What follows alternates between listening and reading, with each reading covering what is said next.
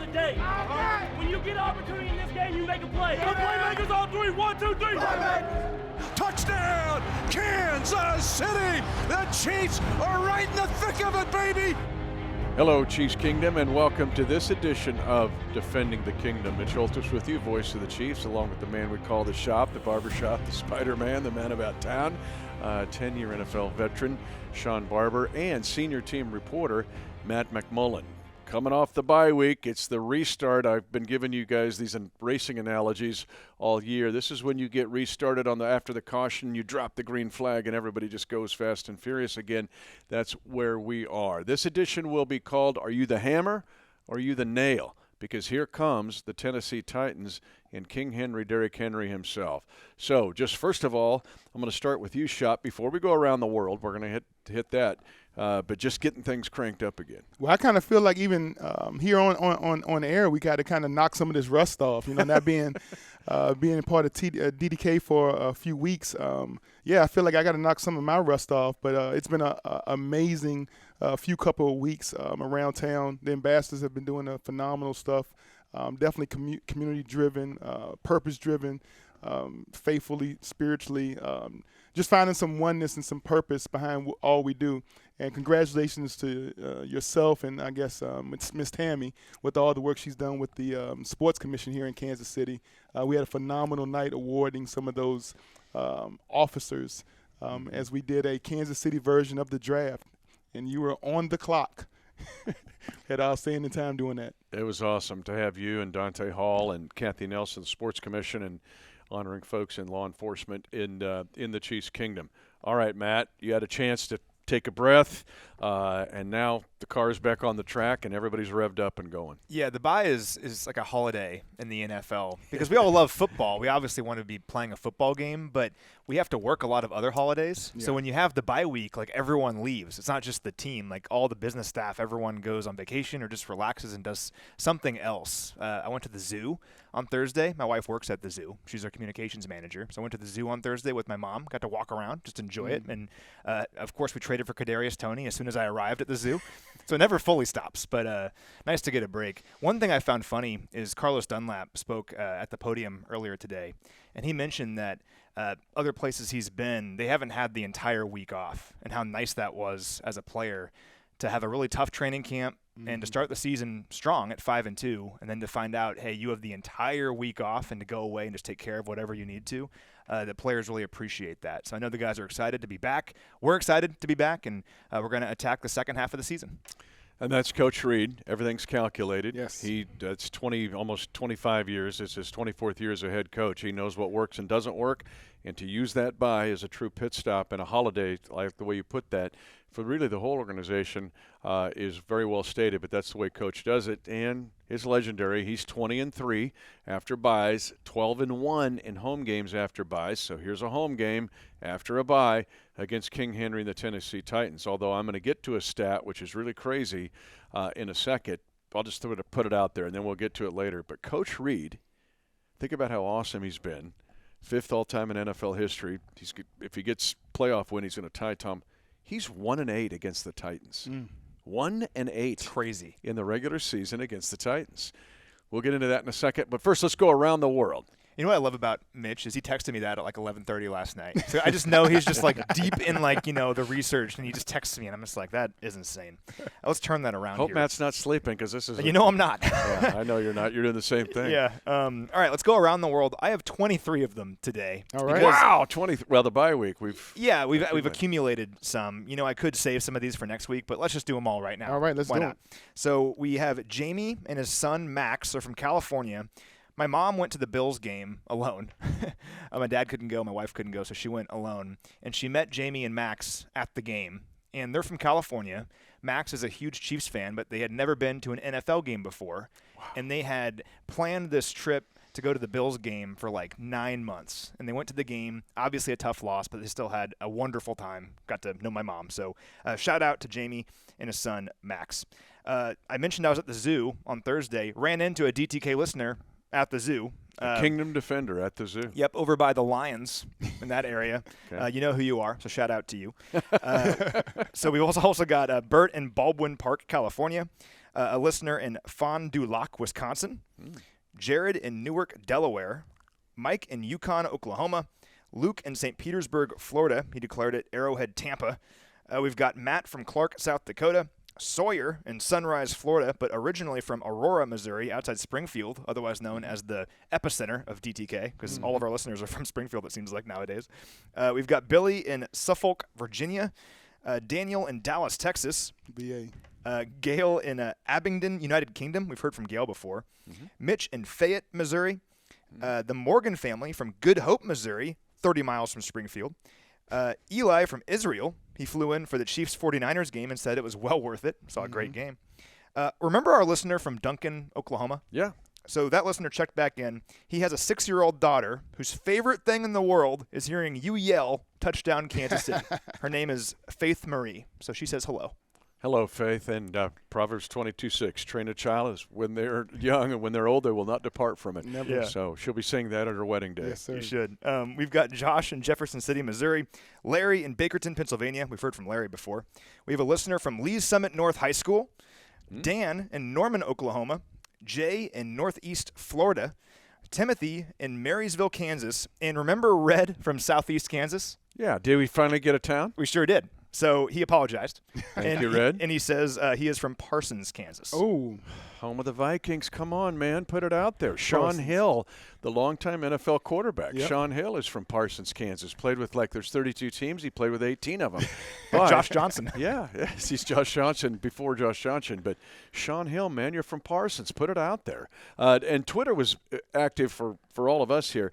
You saw the van from San Jose de Vail, Mexico, I'm not saying that right, but had the Chiefs decal on it. How cool was that? That's awesome. Yeah. And then we had the whole Colorado thing going on Twitter. Did you see that? The little Andy Reid for absolutely. Halloween. And then it was like Monument, Colorado. And then it was, what was some of these other towns I was looking at? Probably Centennial. And Yeah, they're just so. Anyway, appreciate everybody in the Chiefs Kingdom. All right, here comes King Henry.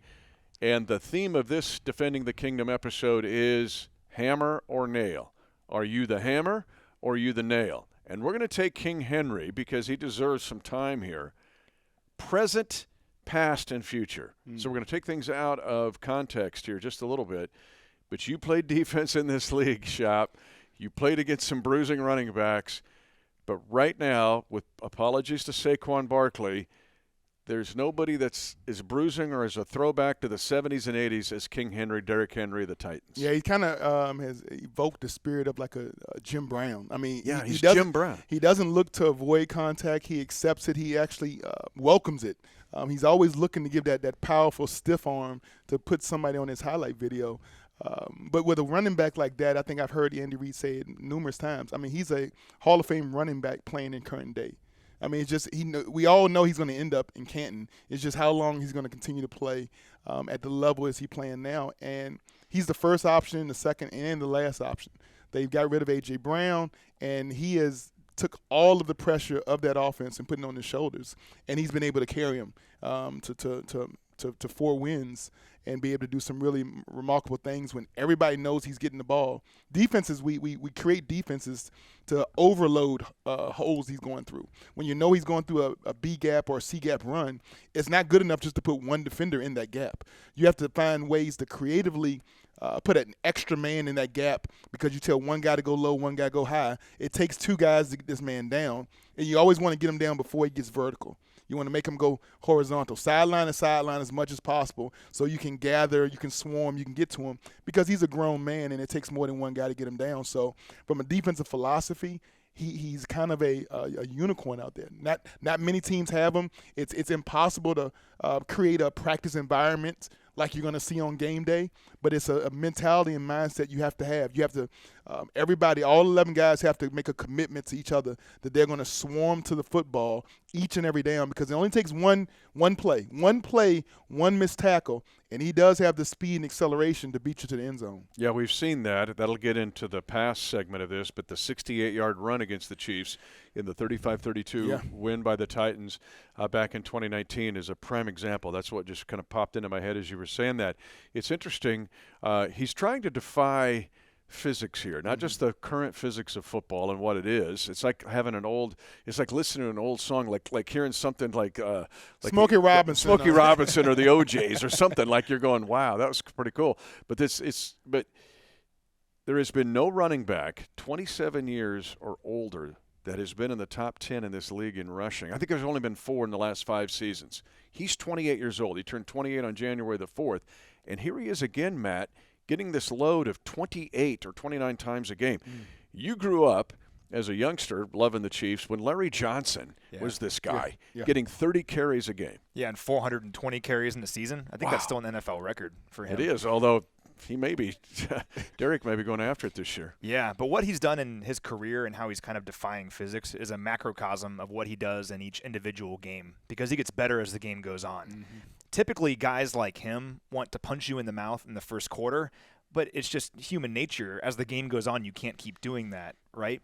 I think about the best power pitchers in baseball, and the best power pitchers are the ones that get better and their velocity goes up as the game goes on. That's how Henry is. And Henry might be stuffed for a 2-yard gain, 3-yard gain, 1-yard gain. You're feeling really good about how you're defending him in the first half, and then in the third and fourth quarter, he's still coming at you. And you mentioned how good he is after contact. He is 642 yards after contact this season. That would rank 5th in the NFL in rushing all by itself. And he's 2nd in the NFL in rushing total with 755 yards. He averages 23.7 attempts per game. That's most in the NFL. And he's explosive. He has 21 rushes of 10 or more yards. Only Nick Chubb has more. And I haven't actually looked this up, but I would bet most of those explosive runs are in the second half of games when the defense is getting tired and they think they're performing well against him, and all of a sudden he pops one. And that's why he's so dangerous. And you can't keep the game close against the Titans because if you keep it close, it stays in their wheelhouse. It's what they want to do is run the football. They don't want to throw the football a whole bunch. They want to keep giving it to King Henry. And if the game is close, they can keep doing that. It only takes one big run by him to really break the game open for their offense. So got to make sure for the Chiefs offense, they're keeping the pressure on the Titans, that forcing them to score. And the defense, just keep at it the entire time. Yeah, it's bringing up an interesting point. And I want to get this right. So only 4 running backs 27 years or older have been in the top 10 in rushing the last 5 years. So it's what we've seen with running backs. They get to the 27, 28-year-olds, particularly if they're getting a lot. I just remember the leg whip by A.J. Hawk on Larry Johnson late in that 2007 season, and LJ was never the same after that. Okay, so when you look, though, too, you mentioned Chubb. Chubb's got 9 20-plus yard runs, while King Henry's sitting there at 5. But he just keeps hammering away, as you mentioned. But let's talk about the past here just a little bit. Derrick Henry has never lost to the Kansas City Chiefs in the regular season. He's 3-0. Okay? The 68-yard run comes to mind. His longest run this year has been 41 yards. So he hasn't had the 50-plus run that a Chubb will get or a Saquon Barkley will get. But let's talk about the hammer and the nail here. Are you the hammer or are you the nail? And let's talk about how the Chiefs, to me, are a little bit better equipped on playing him because the Chiefs are more physical this year, they're faster, and they're more athletic.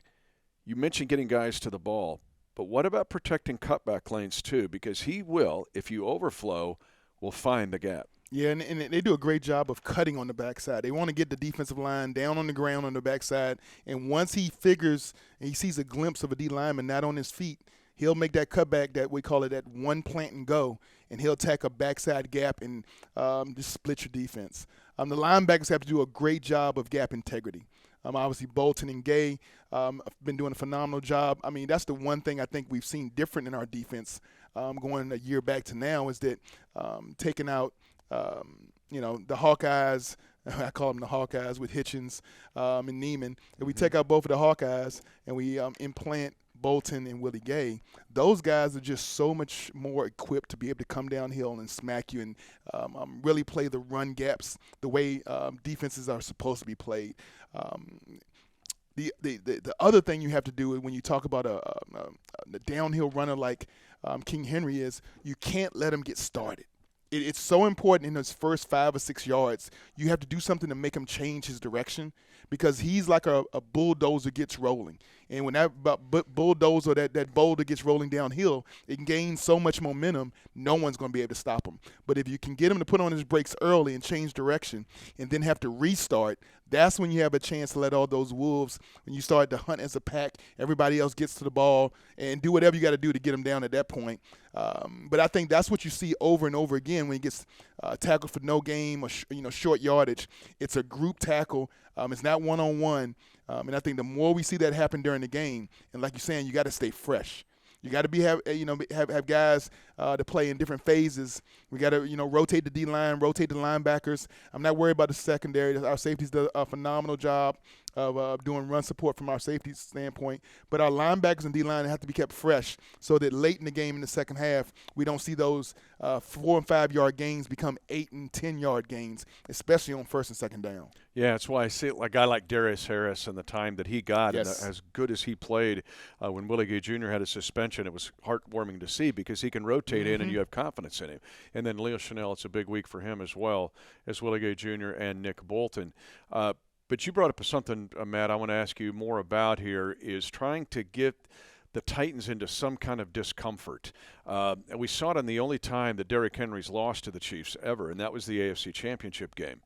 But this year, in first possessions, the first offensive possession for teams throughout the NFL, the Titans are first, and they're tied with Buffalo, and they're tied with Minnesota.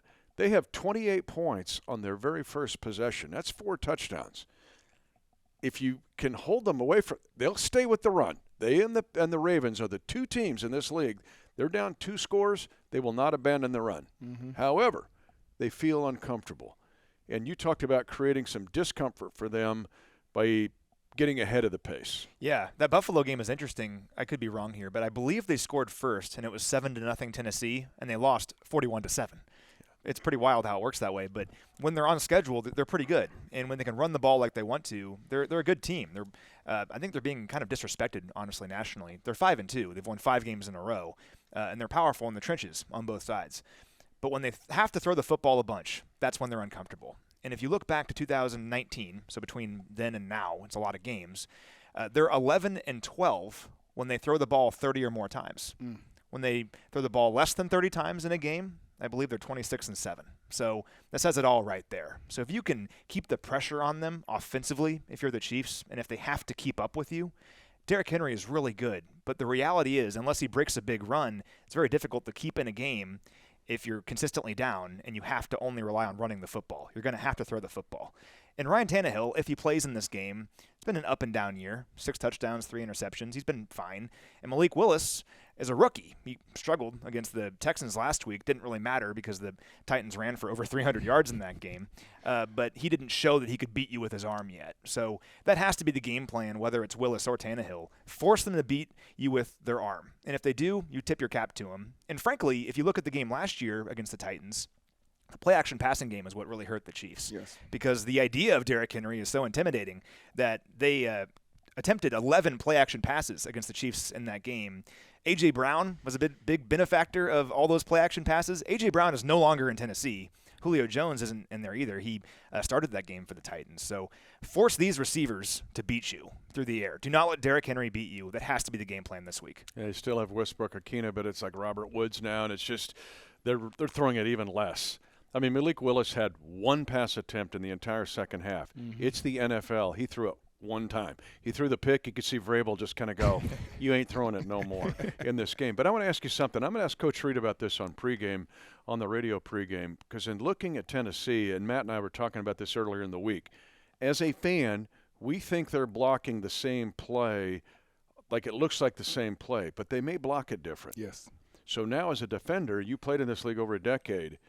It looks like the same play, but what about being ready when they block it differently? And this refers back to like even high school football. That veer game, a downhill running game, the blocks happen so fast in the trenches that sometimes your defensive end, your 7 technique, the 5 technique, the defensive tackles, they assume that the guard is coming down on them. They assume that the center chipped up on them. And really it's a combo block. It's a tackle coming all the way down, washing your D-line down, and now the guard and the center both pull out, and you just don't have enough bodies out there to account for all the blockers. And that leaves a running back like King Henry downhill.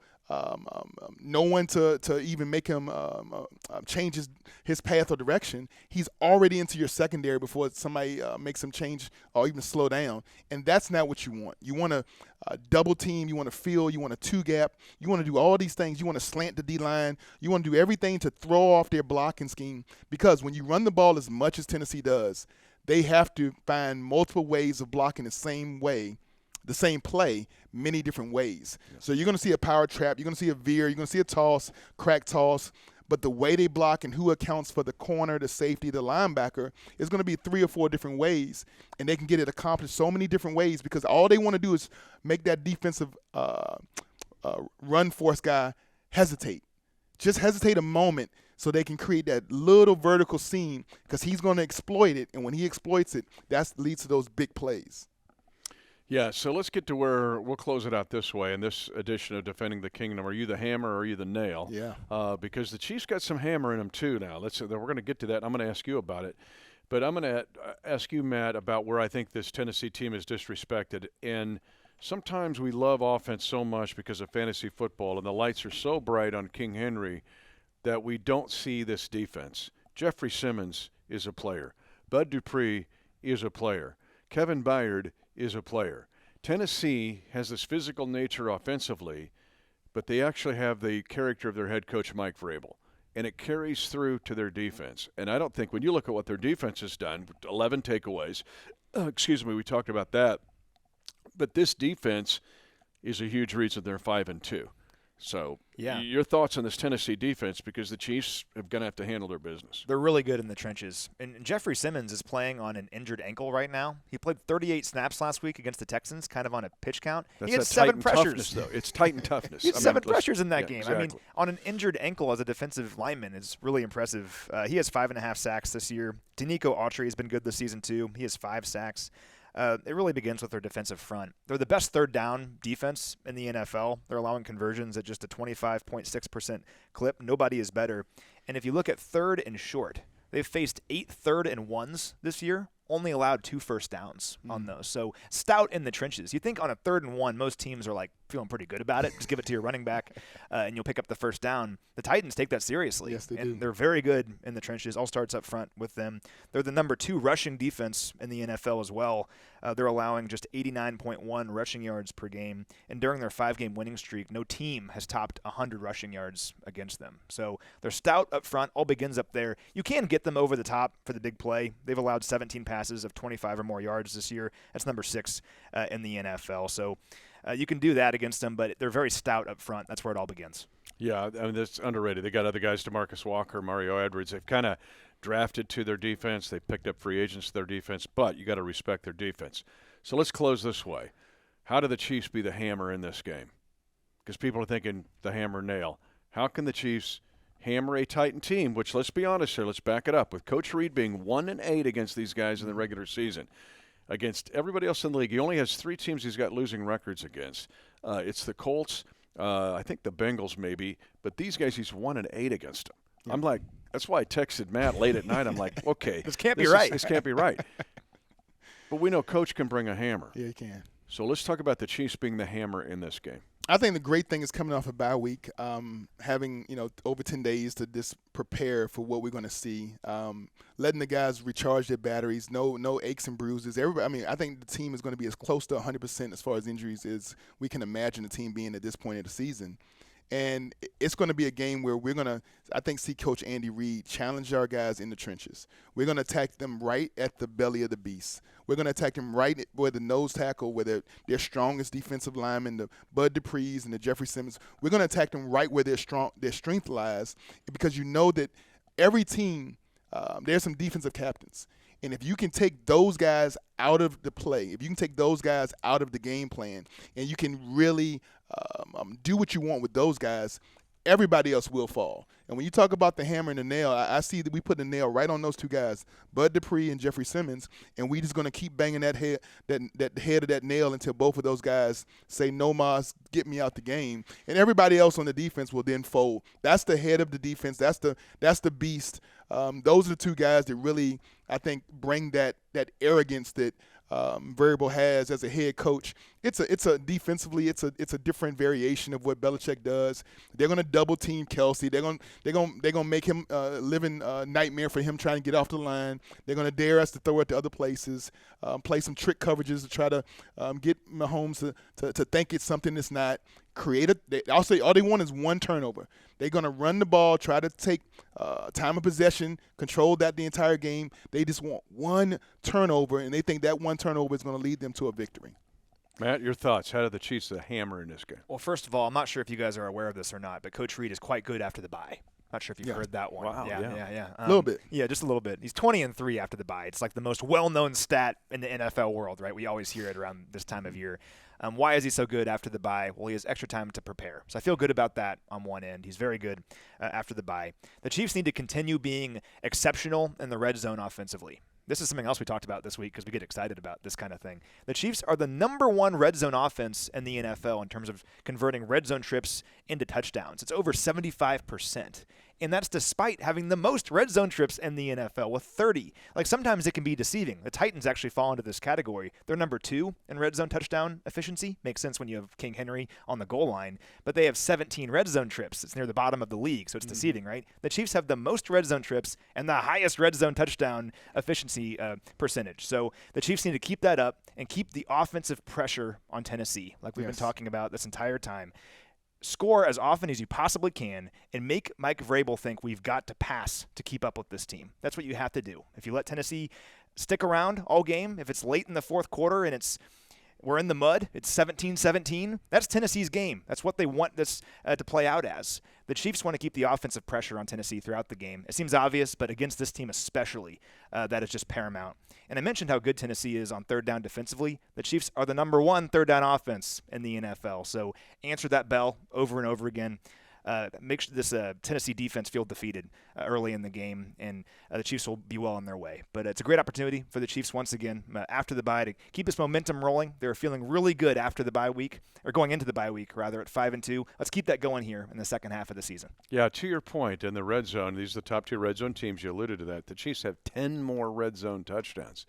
The Titans are 13-17, and the Chiefs are 23 of 30. It's crazy. So as we'll close, I'll tell you how the Chiefs are the hammer. I think this is one of the tougher teams physically Andy Reid has had in his 10 years here. Definitely. This is getting closer to what you played with in Philadelphia with him.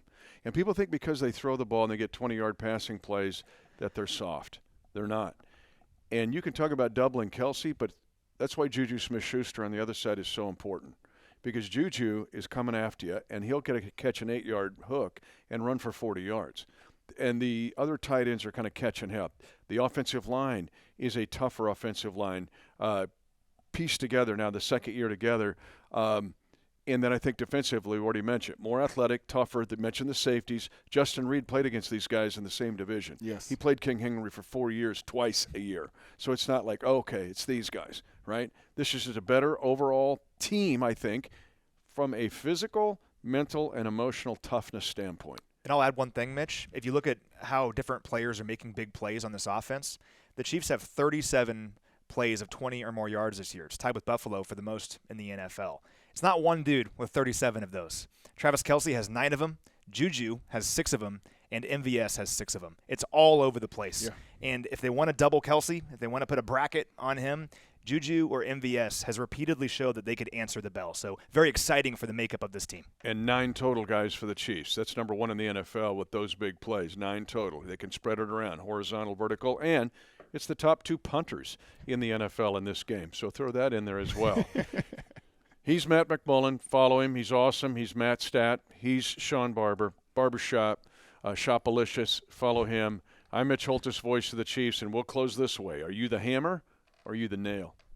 10, 5, touchdown! Lock it down! And the celebration begins at Arrowhead.